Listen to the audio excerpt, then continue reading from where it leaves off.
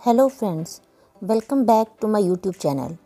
पिछले वीडियो में मैंने वैक्सीनेशन के शेड्यूल यानी टाइमिंग के बारे में बताया था और ये बताया था कि कौन कौन सी वैक्सीन्स लगती हैं, ये किन किन बीमारियों से बचाती हैं और कौन सी वैक्सीन किस उम्र में लगती है।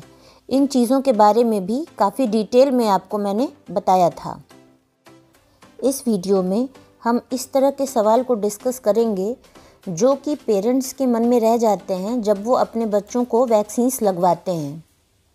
लोगों का पहला सवाल होता है कि क्या वैक्सीन वास्तव में फ़ायदेमंद है? क्या ये बीमारियों से बचाती है?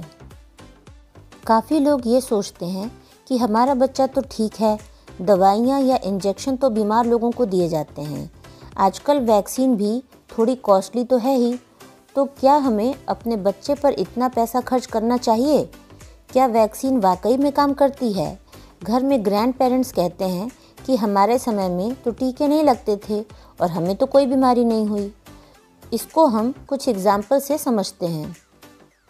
स्मॉल पॉक्स और पोलियो दो ऐसी बीमारी हैं जिनके केस इनकी वैक्सीन की वजह से ही नहीं मिलते हैं। स्मॉल पॉक्स तो बहुत पुरानी बीमारी है, काफ़ी लोगों को नाम पता नहीं होगा, लेकिन पोलियो के बारे में तो सभी जानते हैं। हमारी कंट्री में पिछले कुछ साल से पोलियो के नए केस आपको देखने को नहीं मिले हैं और आपने देखा होगा कि गवर्नमेंट हेल्थ वर्कर समय समय पर घर घर जाकर ओरल पोलियो वैक्सीन पिलाते हैं। वैक्सीन से अगर बचाव नहीं होता तो ये बीमारी आज भी देखने को मिलती। आजकल कोरोना से बचाने के लिए सभी को वैक्सीन का बेसब्री से इंतज़ार है। सभी को ये उम्मीद है कि काश कोरोना की वैक्सीन आ जाए और हम सभी कोरोना की बीमारी से इन्फेक्ट होने से बच जाएं। वैक्सीन थोड़ी कॉस्टली तो लगती है, परंतु जब बीमारी होती है तो बीमारी पर ज़्यादा खर्च होता है और खर्च के साथ ही पूरा परिवार भी परेशान होता है। कुछ बीमारी जैसे डिप्थीरिया, टिटनस, रेबीज़ जानलेवा बीमारियां हैं। इनमें तो मरीज को ठीक होना भी बहुत मुश्किल होता है। तो अब आप समझ गए होंगे कि वैक्सीन सस्ती हो या महंगी हो, बीमारी होने से ज़्यादा फ़ायदेमंद है। अब बात करते हैं वैक्सीन से होने वाले बुखार, स्वेलिंग या कॉमन साइड इफ़ेक्ट होने पर क्या करना चाहिए।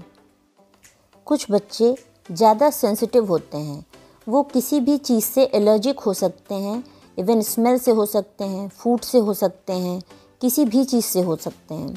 तो ऐसे बच्चे जब वैक्सीन के संपर्क में आते हैं तो उनमें भी एक एलर्जिक चीज़ मिलती है, उसमें वो किसी भी तरह से प्रेजेंट कर सकती है, जैसे कि बुखार, दर्द, लोकल स्वेलिंग, एक्सेसिव क्राई, बच्चा बहुत रोता है, सांस लेने में प्रॉब्लम होती है, एनाफिलैक्टिक शॉक तक भी हो सकता है। लेकिन ऐसे बच्चों की संख्या बहुत कम है। बच्चों में वैक्सीन लगाने पर कुछ वैक्सीन की वजह से बुखार, दर्द, लोकल स्वेलिंग हो जाती है। ये माइल्ड और अधिकतर सेल्फ लिमिटिंग होती है, अपने आप ठीक हो जाती है। इसमें बुखार के लिए आप पैरासीटामोल का सिरप या टैबलेट डॉक्टर की सलाह से दिन में 3 से 4 बार दे सकते हैं। अधिकतर बच्चे 2 से 3 दिन में ठीक हो जाते हैं। लोकल स्वेलिंग में भी आराम मिलता है। स्वेलिंग के लिए आप बर्फ़ से सिकाई भी कर सकते हैं। किसी भी तरह की ज़्यादा परेशानी होने पर अपने डॉक्टर से कंसल्ट कर सकते हैं। वैसे आम तौर पर जब आप वैक्सीन लगवाते हैं तो आपको डॉक्टर इन परेशानी के बारे में पहले से बता देते हैं। कुछ लोगों का क्वेश्चन होता है कि पेनलेस और पेनफुल वैक्सीन में से हमको कौन सी लगवानी चाहिए। वैसे तो मैंने इस बारे में अपने वैक्सीन के पहले वीडियो में बताया है। DTWP वैक्सीन लगवाने पर कुछ बच्चों को बुखार आता है और इंजेक्शन की जगह पर थोड़ी सूजन व दर्द भी होता है। ये साधारण समस्या है जो पैरासीटामोल और बर्फ़ की सिकाई से 2 से 3 दिन में ठीक हो जाती है। वहीं DTAP में बुखार व दर्द की संभावना बहुत कम होती है, इसीलिए इसे पेनलेस वैक्सीन भी कहते हैं। DTWP वैक्सीन लगवाने पर कभी कभी बच्चों में सीज़र जो कि झटके से होते हैं वो पता चलते हैं। एक्सेसिव क्राई, बच्चे बहुत रोते हैं, और हाइपोटोनिक एपनिक स्पेल हो सकते हैं। जिन बच्चों में DTWP वैक्सीन लगवाने पर ये रिएक्शंस मिलते हैं, केवल इन्हीं तरह के बच्चों में DTAP लगवाने का इंडिकेशन होता है। DTAP केवल बुखार या दर्द की वजह से नहीं लगवानी चाहिए। यदि पहले इंजेक्शन में जो 6 वीक पर लगता है ऊपर बताए गए साइड इफ़ेक्ट होते हैं, या आपके पहले बच्चे में कोई जेनेटिक हिस्ट्री है, या इस वक्त कोई प्रोग्रेसिव न्यूरोलॉजिकल डिसऑर्डर है, तो आप DTAP यानी पेनलेस वैक्सीन लगवाएं। केवल बुखार से बचाने के लिए पेनलेस वैक्सीन लगवाना उचित नहीं है, क्योंकि बुखार सेल्फ लिमिटिंग है और 2-3 दिन में ठीक हो जाता है। कुछ लोगों का सवाल होता है कि अगर इकोनॉमिकल प्रॉब्लम हो तो कौन कौन सी वैक्सीन ऐसी है जो लगवाना बहुत ज़रूरी है। अगर आपको लगता है कि वैक्सीन की कॉस्ट आपके बजट से बहुत ज़्यादा है, तो आप एक काम कर सकते हैं। आजकल काफ़ी वैक्सीन गवर्नमेंट के हेल्थ सेंटर पर भी अवेलेबल है, तो जो वैक्सीन गवर्नमेंट हेल्थ सेंटर पर लगाई जाती है उन्हें आप वहाँ से लगवा लो, और जो नहीं लगती है उन्हें अपने फैमिली डॉक्टर से लगवा लो, क्योंकि मेरी सलाह से सभी वैक्सीन लगवाने में ही फ़ायदा है। कुछ लोगों का सवाल होता है कि अगर वैक्सीन किसी कारण से रिकमेंडेड एज पर नहीं लगवा पाए हैं तो क्या बाद में लगवा सकते हैं।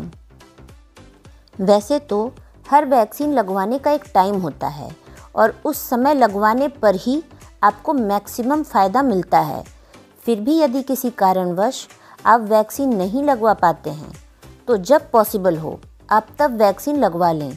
कुछ वैक्सीन जैसे hepatitis B vaccine, DPT, MMR थोड़ा बाद में भी लग जाती है, पर BCG वैक्सीन 1 साल के बाद नहीं लगती। इसी तरह रोटा वायरस वैक्सीन भी 6 महीने के बाद नहीं लगवानी चाहिए, और लेट लगवाने पर आपके बच्चे को बीमार होने का खतरा तो होता ही है, और उसकी वजह से बच्चे की बाकी वैक्सीन का स्केड्यूल भी बिगड़ जाता है। इसीलिए कोशिश करें कि वैक्सीन सही समय से ही लगवाएं। एक सवाल ये भी होता है कि किसी कारण से वैक्सीन की कोई डोज समय पर नहीं लगवा पाए हैं, तो ऐसे में क्या लगी हुई वैक्सीन भी बेकार हो जाती है। इस केस में अगर आप वैक्सीन की कुछ डोज मिस कर जाते हैं तो जितना जल्दी हो सके आपको बची हुई डोज लगवा लेनी चाहिए। पहले वाली डोज बेकार नहीं होती है, जहां से वैक्सीन छूटी हो वहीं से फिर से शुरू कराना होता है। कुछ लोगों का सवाल होता है कि क्या वैक्सीन को मेडिकल स्टोर पे लगवा सकते हैं। वैक्सीन आप अपने पीडियाट्रिशियन से ही लगवाएं, क्योंकि वैक्सीन की कोल्ड चेन बहुत इम्पॉर्टेंट होती है। कोल्ड चेन का मतलब है जब फार्मा कंपनी में वैक्सीन मैन्युफैक्चर होती है तब से लेकर बच्चे को वैक्सीन लगवाने तक जो भी एक टेम्परेचर निर्धारित किया जाता है वो मेंटेन रहना चाहिए। अगर थोड़ी देर के लिए भी वैक्सीन का टेम्परेचर कम या ज़्यादा होता है तो इससे वैक्सीन की परफॉर्मेंस या इफ़ेक्टिवनेस कम हो सकती है। इसीलिए वैक्सीन अच्छी जगह पर अपने पीडियाट्रिशियन से ही लगवाएं।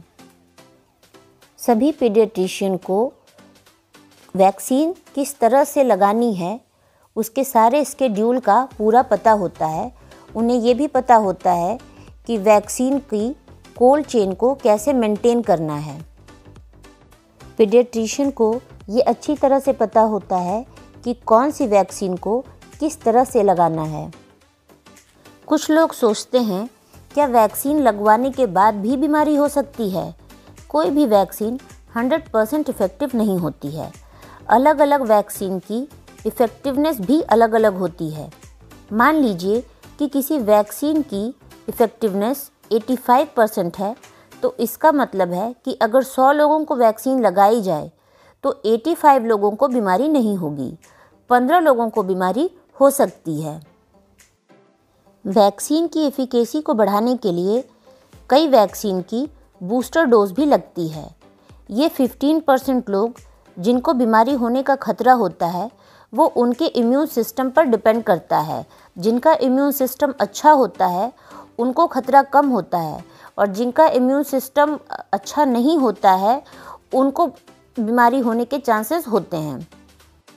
वैसे तो मैंने वैक्सीन से जुड़े काफ़ी समस्याओं को इस वीडियो में कवर कर लिया है, लेकिन फिर भी अगर आपके मन में कुछ डाउट्स हों तो आप कमेंट सेक्शन में जाकर अपने क्वेश्चंस को पूछ सकते हैं। अगर मुझसे होगा तो मैं उसका जवाब आपको ज़रूर दूंगी। अगर आपको वीडियो पसंद आया हो तो वीडियो को लाइक करें और इसी तरह की वीडियोस आगे देखते रहने के लिए चैनल को सब्सक्राइब करना ना भूलें। धन्यवाद।